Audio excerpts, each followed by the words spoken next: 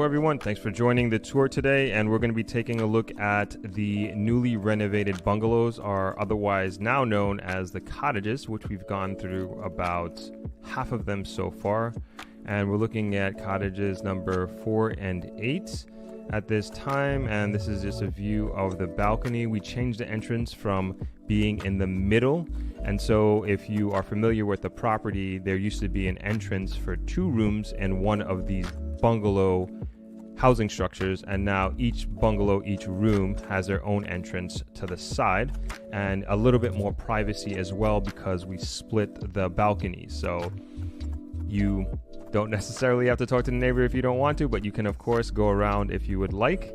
And moving into the room itself, these are brand new beds and frames and new design with the throw pillows and the standard pillows in the back there. And then you can also see the kitchenette unit that we renovated, and we'll get to in a second. Also, we added a working desk with a charging station, so you have USB and also Type-C there as well, right below the television. And that's for anybody who wants to get some work done, especially those work from home people.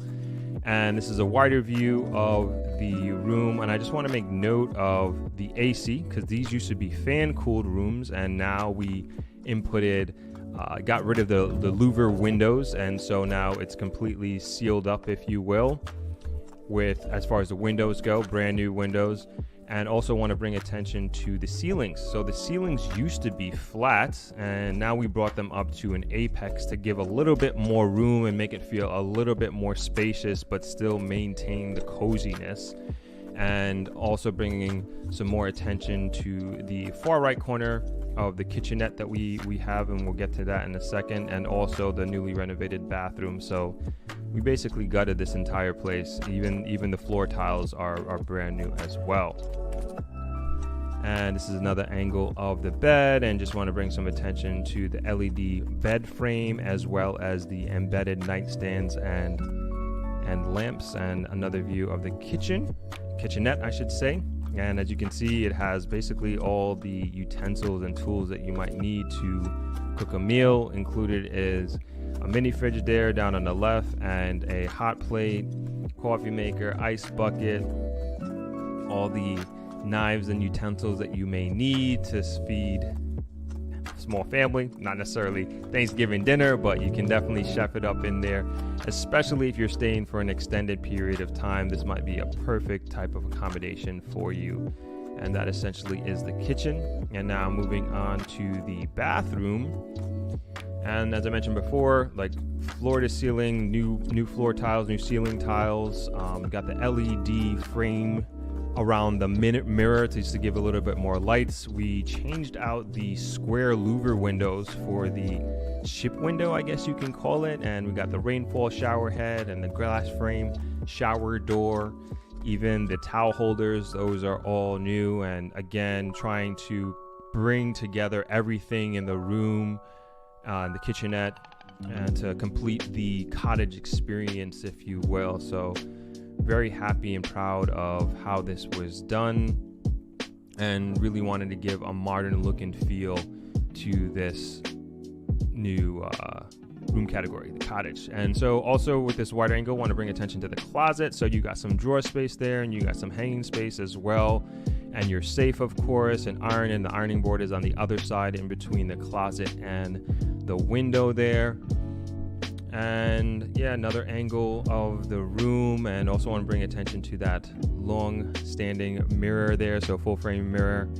And that essentially is the bungalow, and this is kind of our way of paying homage to my dad and where he started from with this hotel, Travelers Beach Resort. Started right with one bungalow and grew to the... Jamaica finds itself on a transformative journey. The government has committed billions of dollars to infrastructure improvements over the next 5 years, including highways, bridges, hospitals, and water systems. But it's not just the government. Major private sector investments are flowing into the country like never before. Billions of US dollars are being poured into residential projects and commercial developments. The economic indicators are undeniable, showing a positive path for Jamaica's future. Now is the time to be a part of this growth. You don't want to miss out on the opportunities unfolding before your very eyes. Enter ThropX 2024, Jamaica's premier real estate and investment conference, taking place from November 17th to November 22nd in the Grill, Jamaica. ThropX is your portal to understanding the investment opportunities available throughout Jamaica. Learn from the experts driving Jamaica's economic success and uncover its potential for yourself. Whether you want to learn how to purchase property in Jamaica, network with top-tier practitioners, or explore what it's like to live and thrive here, ThropX is the place to be. Join a community of like-minded individuals and be part of a group of potential investors ready to grow with you. Join us at ThropX 2024, where all your questions about living, investing, and thriving in Jamaica will be answered. Secure your future, embrace the journey, and see you in the grill. Register now at thropx.com.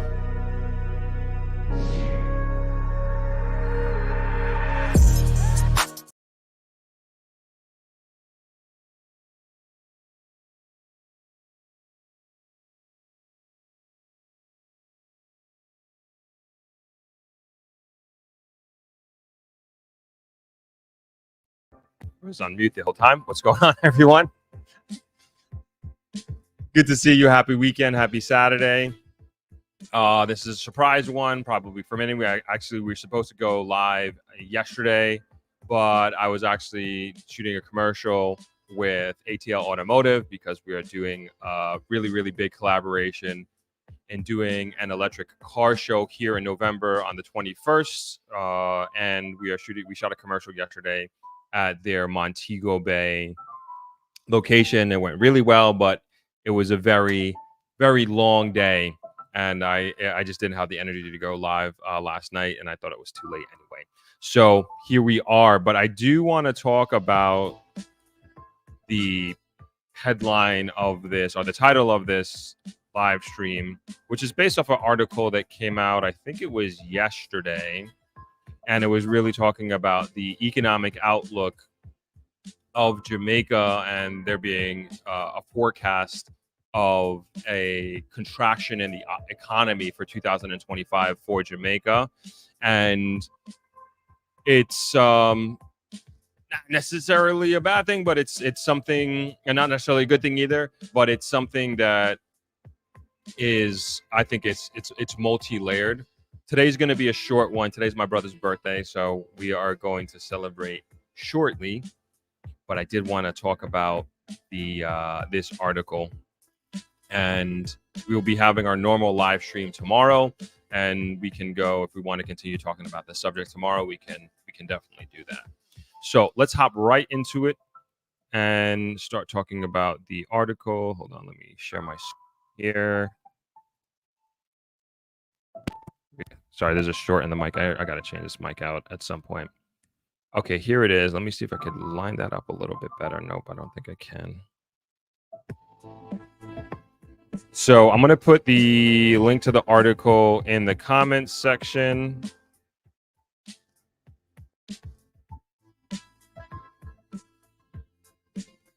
And we'll hop right into it. So this is from the Gleaner, and it came out yesterday, August 23rd. And the name of the article is Bank of Jamaica BOJ forecast contraction of Jamaican economy. And this was written by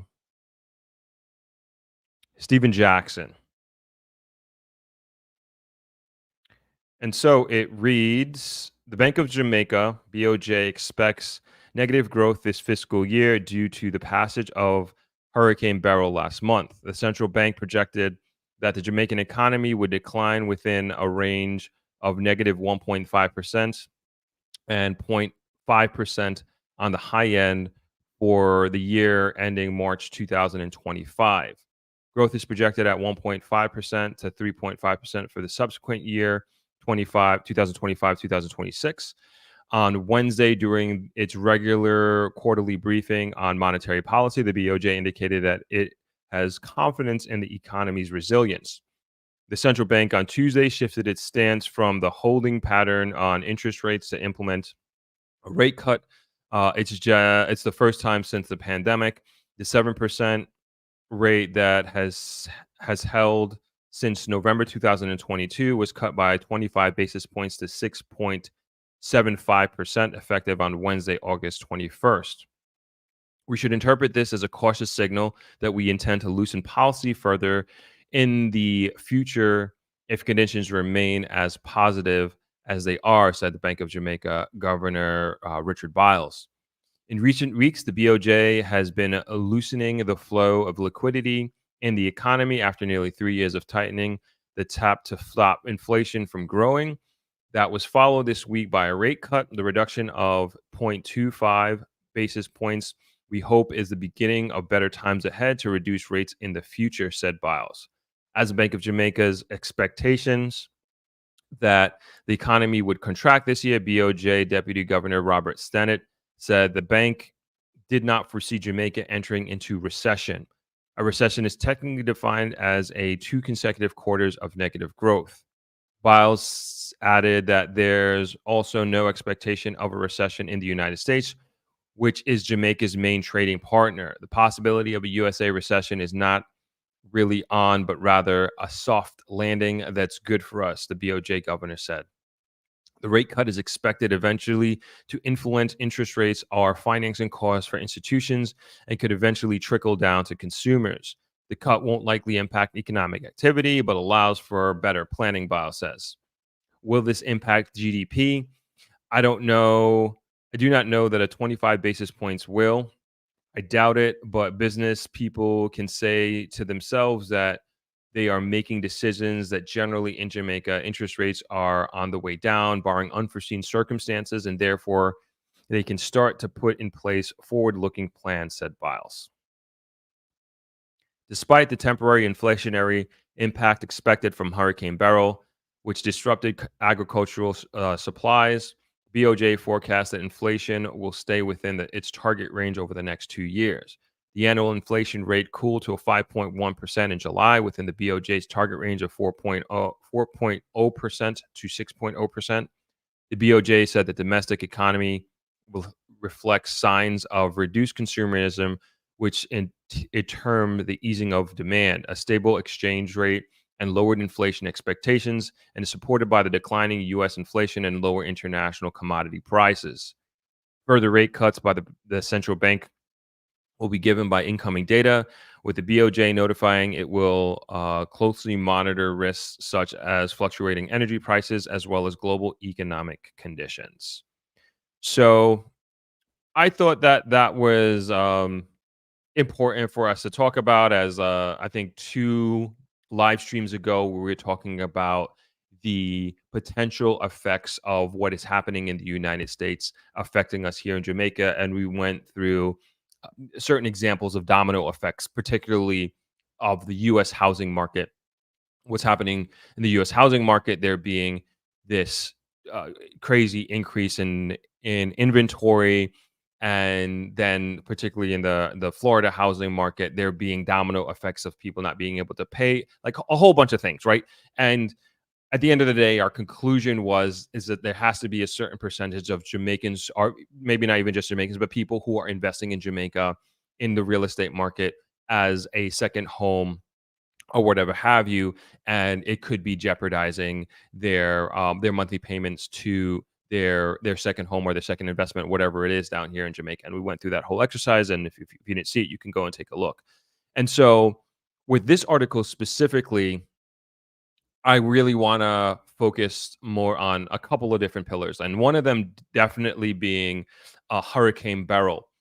And like I've said before in recent streams, it's like Jamaica still has not settled from Hurricane Beryl. Like it still hasn't settled from Hurricane Beryl, and there continues to be places that still do not have electricity. Things are still not flowing super smoothly, and we got knocked off a little bit. And it's also scary to think that this wasn't even a direct hit. This wasn't a direct hit, and we are definitely feeling the effects of it to the point where we're looking at a negative 1.5% to 0.5%. Oh, hold on. Let me make sure I say that correctly here. with the projection, the central bank projected that the Jamaican economy would decline within a range of negative 1.5 to 0.5%. And that's significant, and that's directly related to Hurricane Beryl. And I'm just like, man, I can only imagine if we were why I wouldn't want to imagine if we were to have had a direct hit, how much that would really, really disrupt us. And it's just something to like really, really think about in terms of our preparation as a country, different contingency plans that we may or may not have in place at this point in time. And then even me as a private citizen, private business owner, like think about, man, how this could really, really affect us. And it's definitely different than say like the pandemic. That was the most recent financial blow that we took as a country, but that's something that the entire world was affected by, right?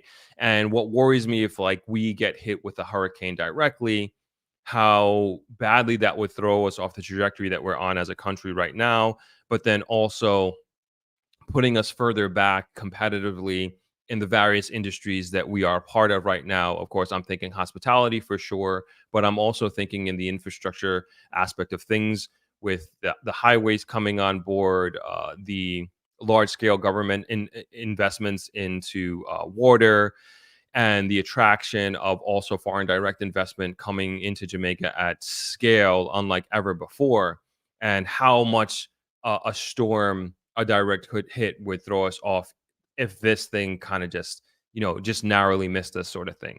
So, anyway, to me, this is directly in line with this article that is, and the reason why a contraction is expected next year in the economy is it just furthers our point of just like at least me like feeling and kind of just justifies like this feeling that I've had like these last few weeks after the hurricane. Like, man, people are acting like everything is like honky dory and everything is fine here, and it's just not. It's just not settled. And like that's the word like I kept using. And I will continue to use. Like Jamaica is not settled from Hurricane Beryl at this time for people who are coming to visit and coming to enjoy the beaches, the hotels, and everything like that. You will be none the wiser. You will be none the wiser. Your service will be excellent. You will have the restaurants that you like. If you're saying all inclusive, I'm sure all the restaurants will have all the things that you like at those kind of places. And even here in the grill, you will move up and down the beach and the boulevard, like like like before. Like nothing. You won't see or feel anything. But again, on the macroeconomic side of things, and the article mentioned agriculture. Remember, this thing hit Treasure Beach. Excuse me, yes, Treasure Beach, but it hit St. Elizabeth, the breadbasket of Jamaica, and really, really badly. So there's a domino effect of that we're going to continue to feel the consequences of that, and it's going to take some time to recover from that. But again, keeping our fingers crossed that we are not hit with another storm um anytime soon. Let's see, what else did I want to bring up about this article. um the What's his name, the head bank guy. Sorry, again, let me say, I don't want to say his name wrong or refer to him as that. Richard Byles. So he was saying that he was just talking about that the Jamaica being resilient, economically resilient, and I believe that, and that there is a cautious optimism, especially with lowering the interest rate. And of course, when you lower interest rates, there is there's a risk of increasing inflation, but we're also within the inflationary metrics that we want, between that 4 to 6% inflation that they're trying to keep us between. And so it'll be interesting to see, 25 basis points. Like it's not crazy, crazy, it's not like like 1% or something like that. And so that will make the market a little bit more liquid. Yeah, you think about mortgage rates may come down a little bit. Maybe that'll also, with the examples that we gave a few weeks ago about people, the potential a lack of affordability of people paying their mortgages or maybe their second mortgages, maybe those rates will also start to come down. We'll see how much they come down. I don't know if it's like a linear relationship across the board, but nonetheless, it's making money a little bit cheaper, and like their article is saying, putting a little bit more liquidity into the market. And it's not going to be this big great thing, but there is some sort of easing. So there is an optimism from his perspective, and I think just from like a basic economic perspective, like this should be a good thing. But what he's saying that it seems like, and he would know best, right, without question, that there is going to be, even with this, there is still a projected contraction in the economy, in the Jamaican economy, in the year coming up. And this is the head guy, this is the central bank, this is Jamaica's Fed, if you will. And so it's just something I think we should be obviously be aware of, and then just pay attention. To me, it's just like, again, I think the mortgages is probably like the main thing that I will be looking at, and it's a positive thing, and particularly with the rate hike. And let's read the second article that I wanted to bring up, which is talking about not the rate hike, the rate cut. Excuse me, very very different. The rate cut. Let me bring this up. Okay, this article came out yesterday. This was in the Observer and is written by Karina Bennett. And the title is BOJ Defends Timing Size of Rate Cut. Facing mounting criticism from manufacturers and business leaders who argue that delayed action has exacerbated Jamaica's economic slowdown, the Bank of Jamaica has defended its timing,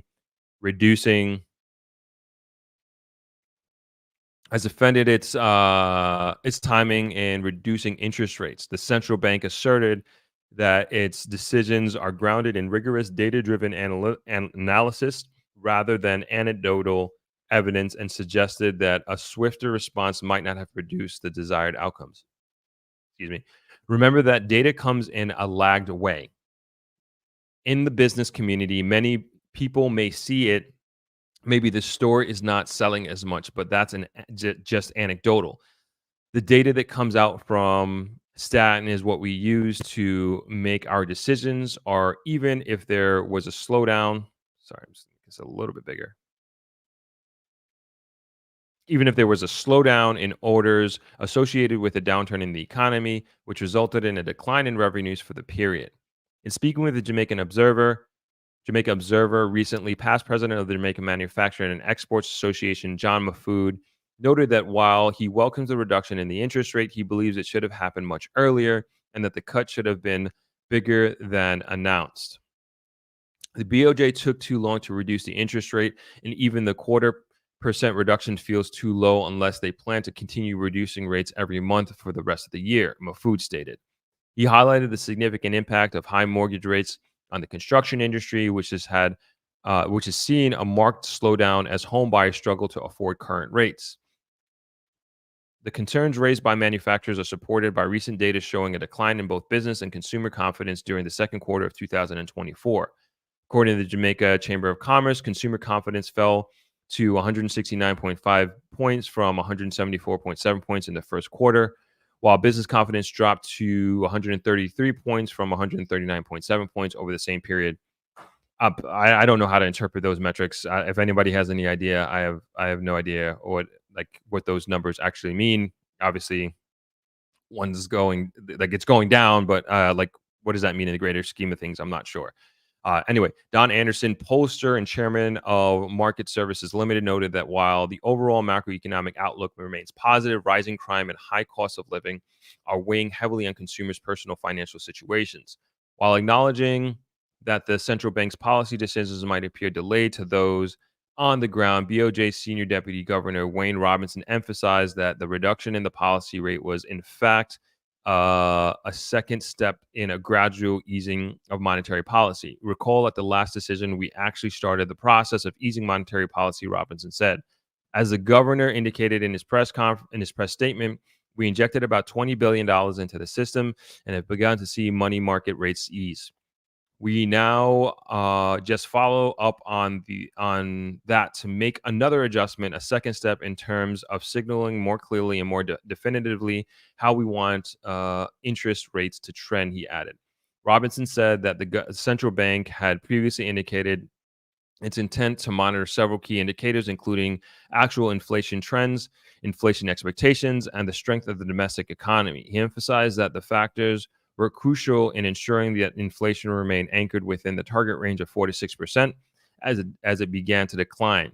That's why we keep repeating that the policy decisions are informed by incoming data, and that's very important in an environment of uncertainty, the deputy governor said. Jamaica's rate cut comes ahead of an expected reduction in policy rates in the United States in a few weeks' time. The hope now for Jamaica is that the looser monetary conditions in the U.S. will stimulate economic activity in that market, which will be a net benefit to the local economy.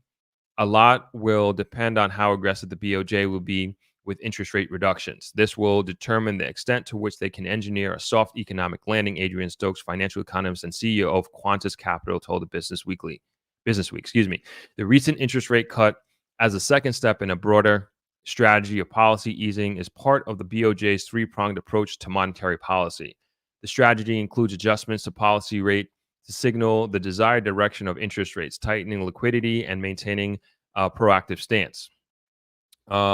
In further defense of the BOJ's actions, Governor Byles explained that the primary goal of tightening monetary policy is to slow down the economy, a necessary step to reduce inflation. He noted that the resulting economic slowdown indicates that the transition mechanism is working as intended. The point is, you can't slow inflation without squeezing the economy. It's the same in the United States. The Fed is there watching unemployment, watching economic growth, and they want to see economic growth slow a bit. They want to see unemployment rise a bit. At that point, of inflection is when consideration can be given to where interest rates go, because at that point, they know the transmission system is working, he said. So good. To me, that breaks down the the rhymes and reasons why the BOJ chose to do this rate cut now, and then also the justification. And I hear Mr. Mahfood on, and he's in manufacturing, right? And I hear him on hey, it should have happened earlier. And everybody's kind of saying that, why aren't they cutting rates? Why aren't they cutting rates? And it is, depending on what industry you're in, what your liabilities are, what kind of financial responsibilities you have, it depends on where you stand, how painful that actually is going through this process. And so, and it seems like this is one of these things of making these hard decisions for the greater good. And just at least according to the economic data and the numbers, feelings aside, and in a sense, the reality of what the consumer and how the consumer is feeling aside, it seems to be working, but it doesn't feel that way, I think, for a lot of people. And it's just interesting that it's almost like a direct mirror of the macroeconomics of what's happening in the United States and Jamaica. I mean, obviously the numbers are a little bit different, but in terms of there being many parallels to be drawn from both of these, I think it's just so interesting, very, very interesting to me. All right, let's read some comments here. Oh, I might need to take a quick break to make a call. I might have to put something out. Let me do a 2-minute break. Put up a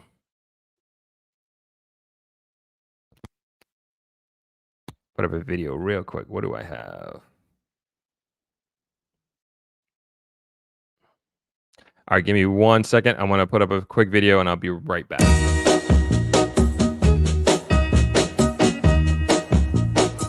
I'm going to tell you that I love you 100 times a day. You'll get tired of my voice. That's how much I'm going to tell you that I'll miss you. I'll miss you if you go. Yes, I'm going to let you know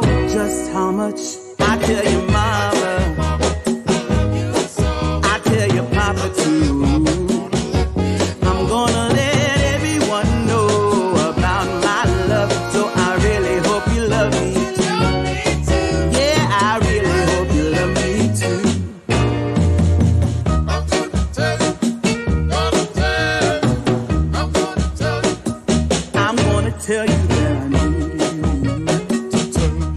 I need you every day. You'll get weary of my touch. That's how much I'm gonna tell you that I want you. I wanna let you know. All right, we back. Okay, let's get into the first couple comments here.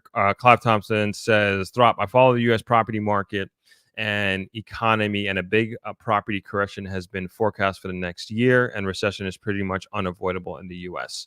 And so good point.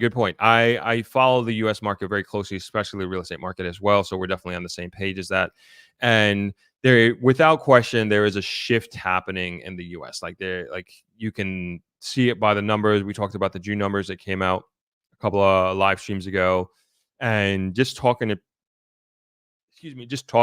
people. And I think it's important, even though the article the BOJ had was just talking about more of quantitative instead of quantitative data instead of qualitative data. But the qualitative is very, very important, especially when you start talking to like large groups of people, and also across different industries, and you're kind of getting an understanding of what their challenges that they're having as individuals in these different industries. And you kind of put 1 and 2 together, and you realize it's like, I'm not saying the sky is falling or anything like that, not at all, but there is something bubbling up, and they're like Patricia's saying here, forget the economic metrics. Is the U.S. going to fall into a recession? I don't like making predictions of that nature, and like I'm not going to right now. I think following the current housing situation across the U.S., I think it's very, very important. There was and also the jobs reports, I think that's also important to follow, and then kind of taking it from there. But as the article even alludes to, that these are laggard statistics, these are laggard metrics that we are looking at, right? So it's reporting on what happened in a historical time period. This could be a time period of the last 3 months, and like based off of that data and collection of information, these are the numbers and this is the report. But in that time, in that last 3 months, things are happening, things are occurring, people are having conversations, people are missing payments, people are going through financial struggles, and people are losing their jobs. And then it's reported in the subsequent, quarterly report or whatever have you. And so that's where why I'm saying that the qualitative data and information is important, because that's giving you on the ground, real world information. It's just like, you ever see The Big Short? And it was the one firm who had figured this out, that look, there is an impending doom, and there's an impending housing market that is going to happen. And they were looking at numbers, and they're like, how come nobody's talking about this? How come nobody's talking about this? And then they're like, they fly out to Phoenix or whatever it is, and then they start knocking on doors, and they start talking to people. They were talking to realtors. They were talking to homeowners, and they were going there who weren't making payments, and they were seeing the qualitative data that they were picking up themselves, that they went out to see. They were like, it's happening. So I know it's a movie, but it's based on the reality of what's happening. And same thing with the book that was written. And you understand that like that information is important. The conversations are important. Understanding like what your neighbor or your neighbor's neighbor is being challenged with. So I don't discount that at all. And again, I'm not going to say that there is going to be I see a recession coming or anything like that. I think like we just need to continue to pay attention here as smart, savvy investors that we are.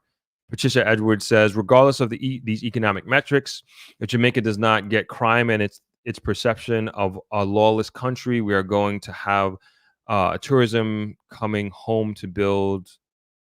I don't understand that last part. We have to seriously deal with crime in Jamaica as a lawless, crime-ridden country. Yeah, I mean, I don't necessarily agree with that sentiment that Jamaica is a lawless, crime-ridden country. I don't think that at all. I think there's pockets. I think there are a few bad actors that are making a lot of noise, let's say. But Jamaica's crime, like I think my personal opinion and from my observation, the law enforcement here is making headways, and I even think that the direction that it's heading in is we're moving in the right direction from a JCF perspective. A lot more intelligence going on, a lot more crimes being solved, a lot more crimes being avoided from even occurring due to intelligence. Lots and lots of investment being made into technologies and intelligence in the JCF. Is everything perfect? Not by a long shot. Not by a long shot. But to say that this is a crime-ridden country, I don't think so. And I think it's important to put this in perspective, particularly crime. And I keep and maybe because I just came from there, and I keep putting South Africa on there as well. Like walking out here in the Grail, walking on the beach, walking on the shared user path across the street from travelers, walking downtown. Is there a fear that somebody's going to come up to you and mug you? Is there a fear that somebody's going to come and rob you for your cell phone or pickpocket you? Generally speaking, no. That is not something that is of a normal occurrence here in the Grill. Does it happen? Yes. Is it a normal, everyday, regular thing? No. I bring up South Africa because I was there just a couple months ago or whatever, and I was consistently warned, watch your phone. You cannot go running in this area. You cannot go running here. You have to take an Uber to go running there. And that's not something that crosses my mind here. Doesn't cross my mind when I'm in Kingston. Of course, I'm alert. I'm from New York. Like I'm constantly aware, but it's not something that worries me that I can't go about my day-to-day business because I'm walking around in fear, especially as compared to a South Africa, which somehow is on a lower travel warning level than Jamaica is. And so crime ridden, I think that is a bit strong. I think that's a bit strong. Are things happening here? Yeah, absolutely. But things are being put in place, and I do think, and I said this before, that I really think this is a short-term situation. This is a short-term thing, and it is painful. There's a lot of very sad situations going on. There is our families are suffering losses. Innocent families are suffering losses, and I don't discount that at all. I don't.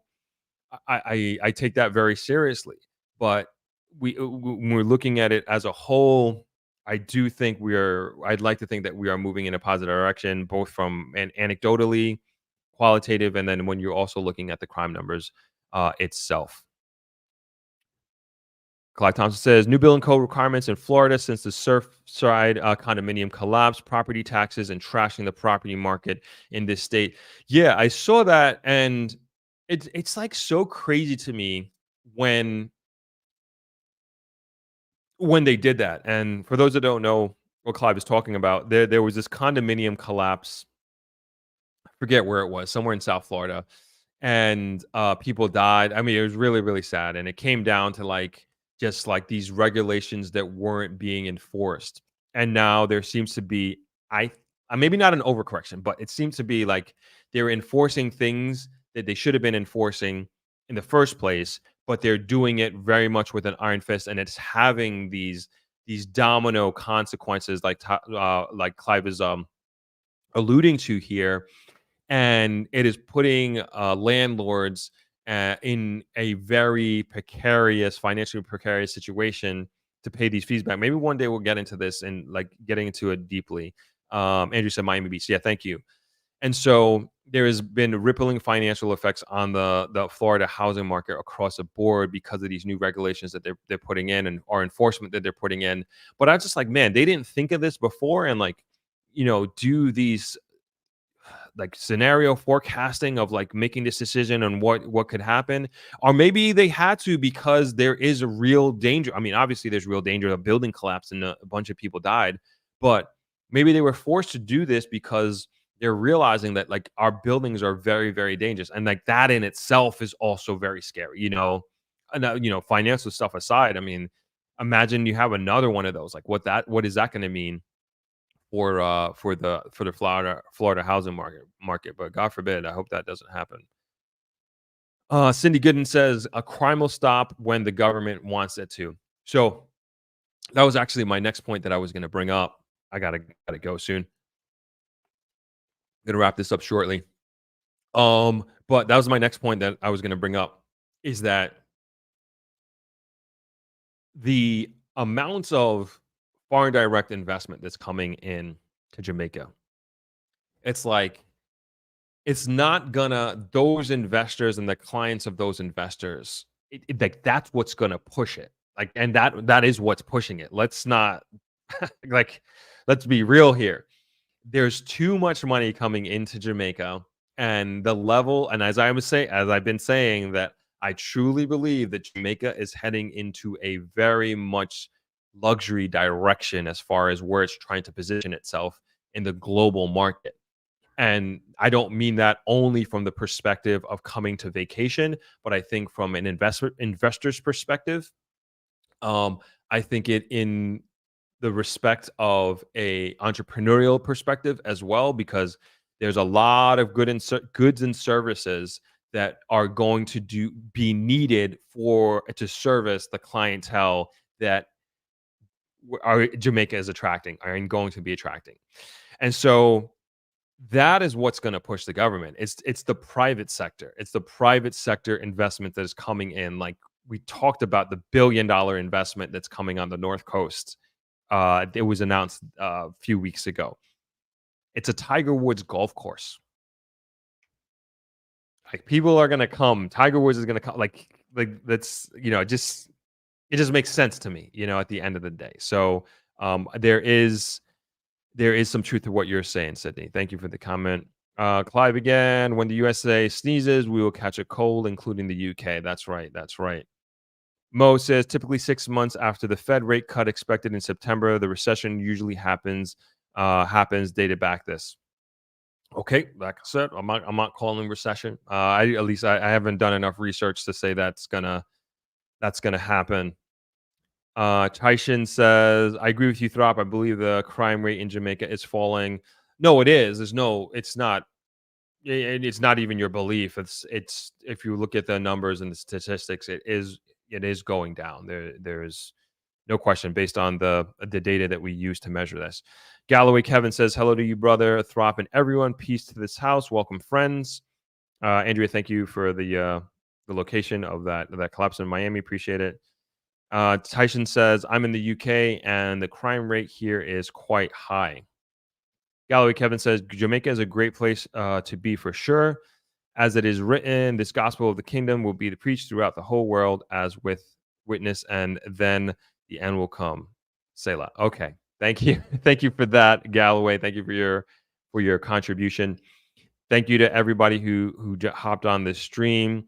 So we'll be back tomorrow. Like I said, this one's going to be a short and spicy one. I just wanted to talk about this article and again bring it back to the reality of like the effects of Beryl. It's real, and Jamaica continues to settle, and we're going to be feeling the consequences economically next year, and at least for the continuing year.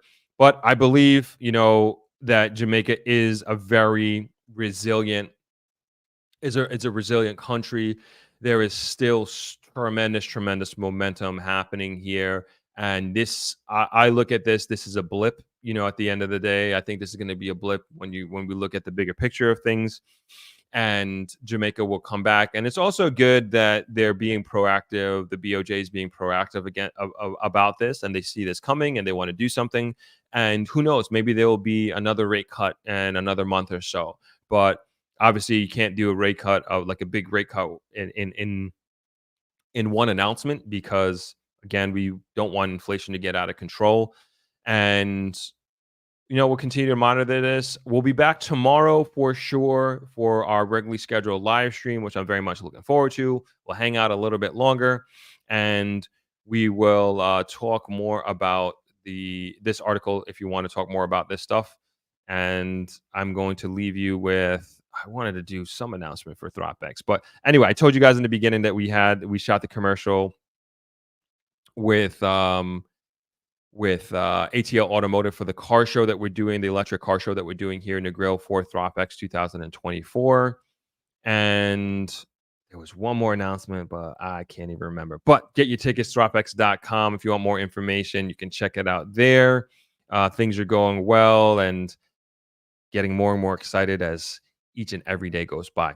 Anyway, you all enjoy the rest of your Saturday. I will see you tomorrow on the stream. Have a good Jamaica finds itself on a transformative journey. The government has committed billions of dollars to infrastructure improvements over the next 5 years, including highways, bridges, hospitals, and water systems. But it's not just the government. Major private sector investments are flowing into the country like never before. Billions of US dollars are being poured into residential projects and commercial developments. The economic indicators are undeniable, showing a positive path for Jamaica's future. Now is the time to be a part of this growth. You don't want to miss out on the opportunities unfolding before your very eyes. Enter ThropX 2024, Jamaica's premier real estate and investment conference, taking place from November 17th to November 22nd in Negril, Jamaica. ThropX is your portal to understanding the investment opportunities available throughout Jamaica. Learn from the experts driving Jamaica's economic success and uncover its potential for yourself. Whether you want to learn how to purchase property in Jamaica, network with top-tier practitioners, or explore what it's like to live and thrive here, ThropX is the place to be. Join a community of like-minded individuals and be part of a group of potential investors ready to grow with you. Join us at ThropX 2024, where all your questions about living, investing, and thriving in Jamaica will be answered. Secure your future, embrace the journey, and see you in Negril. Register now at thropx.com.